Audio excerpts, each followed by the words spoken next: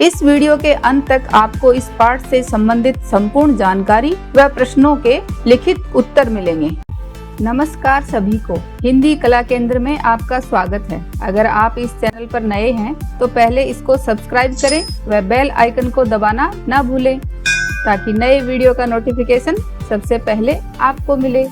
बच्चों, आज हम पढ़ने जा रहे हैं हमारी हिंदी की पुस्तक का पाठ 11, जिसका शीर्षक है रहीम के दोहे। रहीम जी के दोहे हमेशा शिक्षाप्रद होते हैं और अपने इन दोहों के माध्यम से वो हमें जिंदगी की सीख देने की कोशिश करते हैं। सबसे पहले रहीम जी के बारे में जानते हैं। रहीम जी भक्ति काल के कवि थे।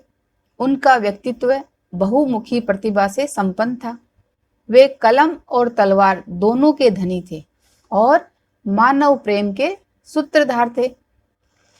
रहीम जी का पहला दोहा है, कही रहीम संपत्ति सगे, बनत बहुत बहु रीत, विपत्ति कसोटी जे कसे, ते ही सांचे मीत। सबसे पहले जानते हैं संपत्ति का अर्थ धन दौलत पैसे, रीत का अर्थ है प्रकार या रिवाज, विपत्ति संकट, कसौटी परख या जांच, सांचे का अर्थ है सच्चा और मीत का अर्थ है दोस्त या मित्र। तो इन पंक्तियों के माध्यम से रहीम जी हमें कहना चाह रहे हैं कि जब किसी व्यक्ति के पास धन दौलत हो, संपत्ति होती है, उस वक्त सब लोग उसके सगे बनने की कोशिश करते हैं। कही रहीम संपत्ति सगे, संपत्ति के समय हर कोई आपका सगा बनना चाहता है, आपका दोस्त मित्र बनना चाहता है। बनत बहुत बहु रीत, ये काम करने के लिए वो अनेक प्रकार की कोशिश करता है। विपत्ति कसोटी जे कसे, यानी जब आप पर कोई संकट आए, उस वक्त उस कसौटी पर जो खरा उतरे, यानी मुसीबत के समय जो आपका साथ दे, ते ही सांचे मीत, वही आपका सच्चा दोस्त या मित्र है। तो इस दोहे के माध्यम से रहीम जी सच्चे मित्र के गुण बता रहे हैं। जब व्यक्ति के पास धन दौलत होती है, तब सब लोग उसके करीबी मित्र बनते हैं, जिसके लिए वो बहुत सारे तरीके भी अपनाते हैं। लेकिन सच्चे दोस्त या मित्र की पहचान तभी होती है जब वो कठिन समय में आपका साथ दे, अर्थात संकट काल में जो साथ निभाए वही सच्चा दोस्त होता है। अगला दोहा है, जाल परे जल जात बही, तजी मीनन को मोह, रहीमन मछरी नीर को, तऊ न छाड़ती छो।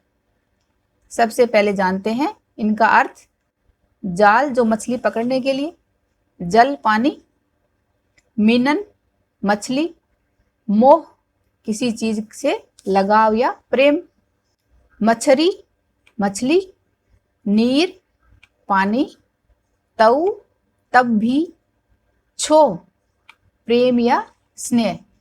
इस दोहे में रहीम जी ने मछली का पानी के प्रति प्रेम दर्शाया है। तो बच्चों, आपने देखा ही होगा कि जब मछली को पकड़ा जाता है तो पानी में क्या करते हैं, एक बड़ा सा जाल डाला जाता है, और जब मछलियां उसमें फंस जाती हैं तो जब जाल को खींचा जाता है तो उस वक्त क्या होता है, सारी मछलियां उस जाल के अंदर आ जाती हैं और पानी वापस चला जाता है। लेकिन मछलियां फिर भी उस पानी के प्रति अपना प्यार नहीं छोड़ती, यानी पानी के बिना मछलियां मर जाती हैं। ये तो आपने बचपन में पढ़ा ही होगा ना, मछली जल की रानी है, जीवन उसका पानी है, हाथ लगाओ डर जाएगी, बाहर निकालो मर जाएगी। तो वही बात यहाँ रहीम जी ने इस दोहे के माध्यम से समझाने की कोशिश करी है कि जाल परे जल जात बही, मछली को पकड़ने के लिए जब जाल डाला जाता है तो जाल को खींचते समय पानी बहकर चला जाता है। तजी मीनन को मोह, मछली का मोह छोड़कर, उसके प्रति लगाव छोड़कर पानी दूर चला जाता है। रहीमन मछली नीर को, तऊ न छाड़ती छो। लेकिन रहीम जी कह रहे हैं कि मछली फिर भी पानी के प्रति अपना प्यार जो स्नेह है वो नहीं छोड़ती और पानी से बाहर निकलते ही उसके बिना अपना जीवन त्याग देती है। तो इस दोहे में रहीम जी ने मछली का जल के प्रति प्रेम दर्शाया है। रहीम जी कहते हैं कि मछली को पकड़ने के लिए पानी में जाल डाला जाता है तो जाल बाहर खींचते ही जल बाहर निकल जाता है, लेकिन फिर भी मछली जल के प्रति अपना स्नेह यानी प्रेम नहीं छोड़ती और अंत में जल के बिना अपने प्राण ही त्याग देती है। अगला दोहा है, तरुवर फल नहीं खात है, सरवर पियत न पान, कही रहीम पर काज हित, संपत्ति संचय सुजान।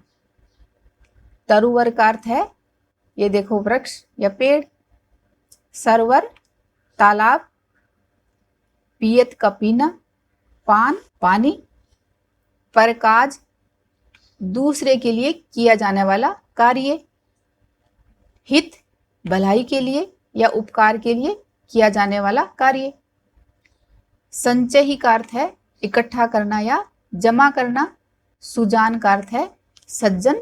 इस दोहे के माध्यम से रहीम जी क्या कहना चाह रहे हैं कि तरुवर फल नहीं खात है, कि कोई भी वृक्ष अपने ऊपर लगे हुए फल नहीं खाता है, सरवर पियत न पान, और कोई भी तालाब अपने अंदर जो पानी भरा रहता है, पानी का जो संचय करके रखता है, उसको नहीं पीता है। कही रहीम पर काज हित, संपत्ति संचय सुजान। तो वैसे ही जैसे वृक्ष अपना फल नहीं खाता और सरोवर तालाब अपना पानी नहीं पीता, वैसे ही सज्जन लोग भी अपना जो धन का संचय करते हैं, धन जमा करते हैं, वो हमेशा पर काज हित दूसरों की भलाई के काम के लिए ही जमा करते हैं। जैसे आपने अपने आसपास देखा होगा, जैसे कोई बहुत पैसे वाले सेठ हो तो वो क्या करते हैं, आपके गांव में या शहर में देखा होगा, किसी धर्मशाला, कोई विद्यालय या कोई गेस्ट हाउस या मंदिर उनका निर्माण करवाते हैं। तो वो सब काम क्या है, पर काज हित के लिए ही, दूसरों की भलाई के लिए ही वो खर्च करते हैं। तो इस दोहे के माध्यम से रहीम जी ने सज्जन पुरुष में पाए जाने वाले परोपकार के भाव को प्रकट किया है, दूसरों की भलाई करने के भाव को। रहीम जी कहते हैं, जिस प्रकार पेड़ अपने ऊपर लगे हुए फल को कभी नहीं खाते हैं और तालाब भी कभी अपने अंदर जमा किए हुए पानी को नहीं पीता है, बल्कि उनका लाभ दूसरे लोग ही लेते हैं, उसी प्रकार सज्जन व्यक्ति, जो परोपकारी व्यक्ति होते हैं, वो भी हमेशा अपने जमा किए हुए धन से दूसरों का भला करते हैं। अगला दोहा है, थोथे बादल क्वार के, ज्यों रहीम गहरात, धनी पुरुष निर्धन बहे, करे पाछिली बात। यहाँ पर थोथे का अर्थ है खोखले, बादल, क्वार अश्विन का महीना जो कि सितंबर अक्टूबर में आता है, गहरात गड़गड़ाहट के साथ शोर करना, निर्धन गरीब, पाछिली बीते समय की पीछे की बातें। थोथे बादल क्वार के, इस दोहे के माध्यम से रहीम जी कहना चाह रहे हैं कि जैसे क्वार के बादल, जो सितंबर अक्टूबर में आपने जो बादल देखे हैं, वो हमेशा गड़गड़ाते रहते हैं, यानी वो आवाज तो करते हैं लेकिन उस वक्त बारिश बहुत कम होती है, बारिश करते ही नहीं है। उसी तरह जैसे वही बादल जब जुलाई अगस्त में होते हैं तो अगर इतना वो गड़गड़ाहट करें तो तुरंत बारिश आ जाती है ना। तो वैसे ही रहीम जी यहाँ कहना चाह रहे हैं कि जैसे क्वार के महीने के बादल थोते होते हैं, वो सिर्फ शोर करते हैं, गड़गड़ाते हैं, लेकिन पानी नहीं बरसाते हैं, उसी तरह धनी पुरुष निर्धन भये, अगर कोई धनी पुरुष पहले धनी था और आज वो गरीब हो जाए, करे पाछिली बात, तो अपना आगे का फ्यूचर संभालने के लिए वो हमेशा अपनी पुरानी बातें ही करता रहेगा। तो यहाँ पर क्वार के बादलों की तुलना उन निर्धन पुरुषों से करी है जो कभी गरीब थे।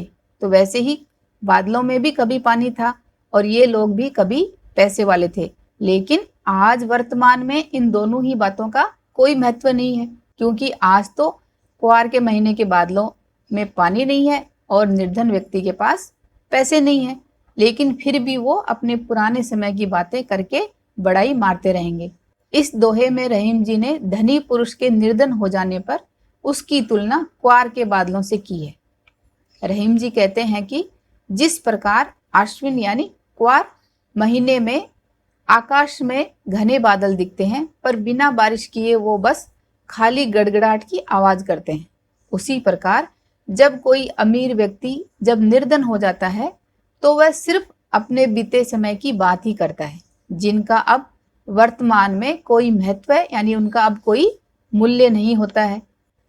अगला दोहा है, धरती की सी रीत है शीत घाम ओ मेह, जैसी परे सो सही रहे त्यों रहीम ये देह।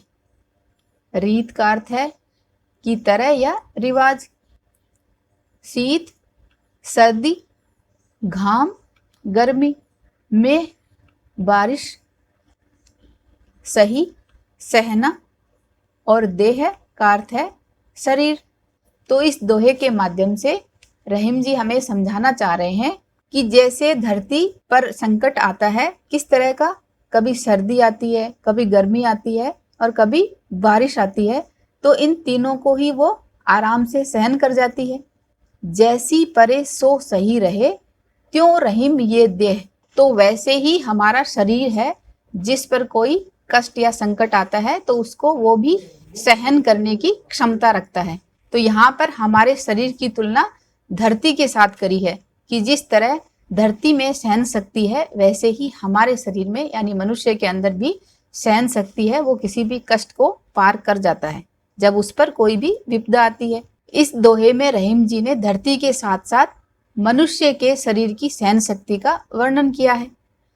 रहीम जी कहते हैं कि जिस प्रकार धरती सर्दी, गर्मी, वर्षा की विपरीत परिस्थितियों को झेल लेती है, उसी प्रकार मनुष्य का शरीर भी अपने जीवन में आने वाले सुख दुख को सहने की शक्ति रखता है। तो उम्मीद करती हूँ बच्चों, हमने इन दोहों को बहुत अच्छी तरह से पढ़ा व समझा है। अब इसके अभ्यास प्रश्नों को देखते हैं। दोहे से पाठ में दिए गए दोहों की कोई पंक्ति कथन है और कोई कथन को प्रमाणित करने वाला उदाहरण। दोनों प्रकार की पंक्तियों को पहचान कर अलग अलग लिखिए।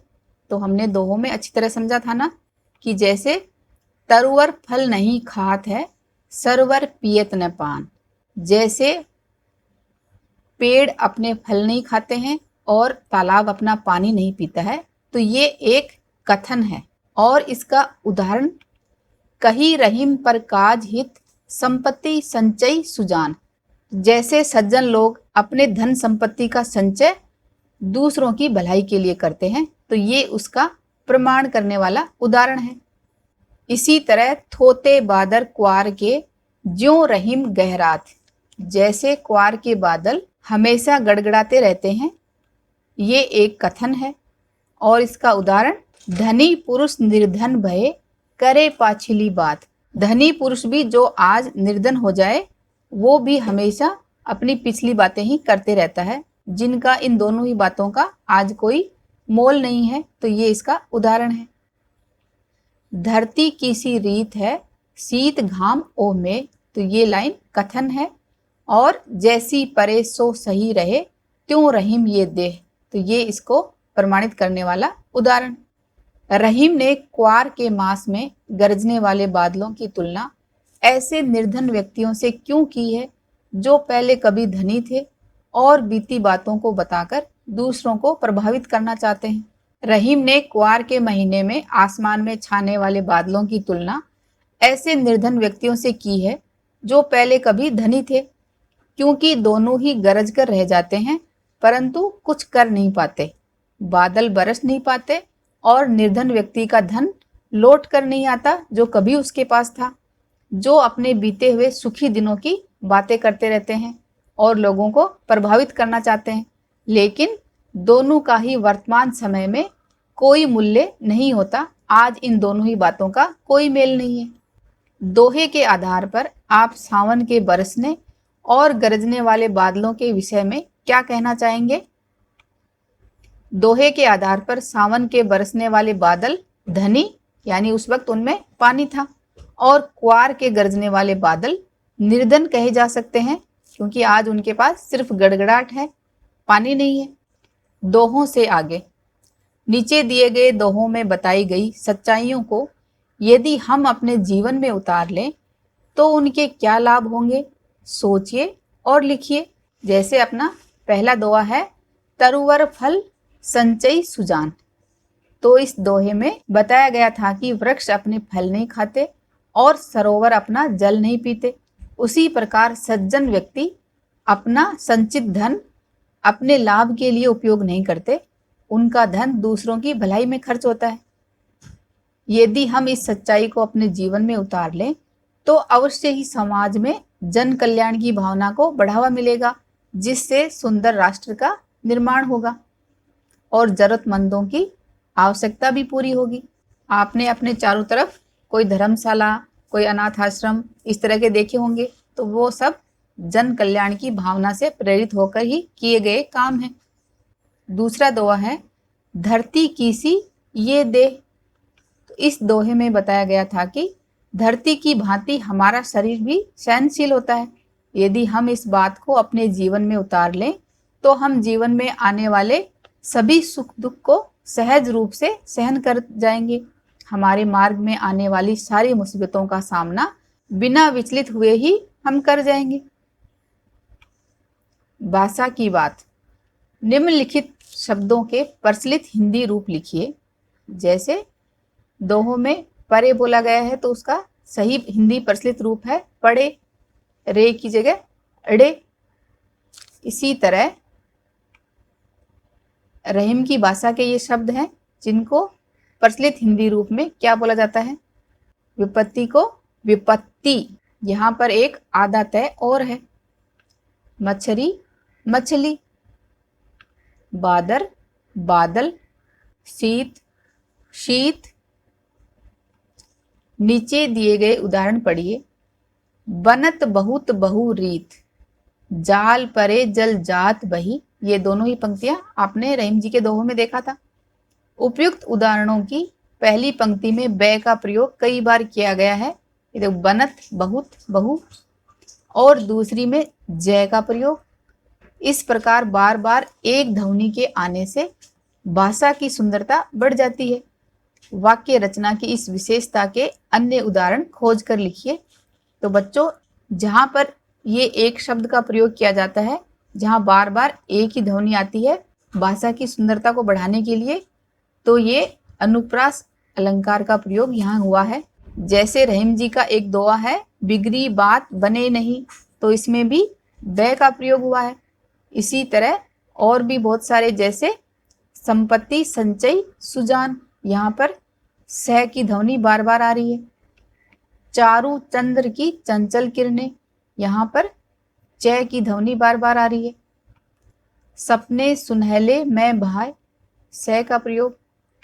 रघुपति राघव राजा राम, यहाँ पर बार बार र की ध्वनि आ रही है, तो इनका प्रयोग करने से भाषा की सुंदरता बढ़ जाती है। इन दोहों को एक बार फिर से पढ़ें व समझें। इन 5 दोहों में से आपको सबसे अच्छा दोहा कौन सा लगा और क्यों, ये मुझे आप कमेंट बॉक्स में लिखकर बताना। रहीम जी के इन दोहों को सुर में गाएं व याद करें। सुझाव व सुधारों के लिए कमेंट बॉक्स में लिखें। अगर हमारे वीडियो बन ही रहे हैं आपके फेवरेट, तो फिर क्यों ना करें इनको लाइक, सब्सक्राइब और रिकमेंड। हमें और बेहतर बनाने के लिए आप कर सकते हैं कमेंट। धन्यवाद।